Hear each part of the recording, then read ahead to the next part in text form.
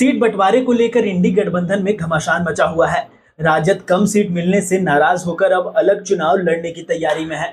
ऐसे में अगर गठबंधन में टूट होती है तो इसका असर विधानसभा चुनाव में दिख सकता है। गठबंधन बचाने को लेकर कई राउंड की बैठक भी हुई, लेकिन इस बैठक में कोई निष्कर्ष नहीं निकला है। अब राजद अपनी तैयारी में लग गई है। अकेले कैसे चुनावी अखाड़े में उतरना है, इसका फैसला राजद सुप्रीमो लालू यादव को करना है। दरअसल गठबंधन में दरार उस समय आई जब झारखंड में सीट बंटवारे को लेकर संयुक्त प्रेस कॉन्फ्रेंस में राजद को आमंत्रित नहीं किया गया, जबकि राजद के बड़े नेता 3 दिनों से रांची में जमे हुए हैं। कांग्रेस और झामुमो ने आपस में 70 सीटों पर सहमति बना ली। बाकी बची राजद और माले को 7-4 के फॉर्मूले पर चुनाव लड़ने को कहा, लेकिन राजद इस फैसले को सुनते ही आग बबूला हो गया। खुद राजद के केंद्रीय प्रवक्ता मनोज झा ने मीडिया के सामने कहा कि अपमानित कर गठबंधन नहीं हो सकता है, हमारे पास सभी विकल्प खुले हुए हैं, अकेले भी चुनाव लड़ने की हिम्मत रखते हैं। अब इस बयान से सियासी पारा और बढ़ गया है।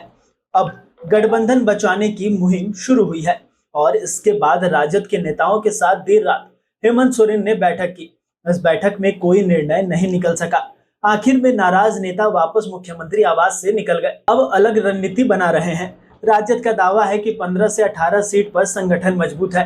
कई ऐसी सीटें हैं जहां पिछले चुनाव में दूसरे नंबर पर थे, फिर समझौता क्यों करे? किसी दबाव में गठबंधन नहीं स्वीकार है।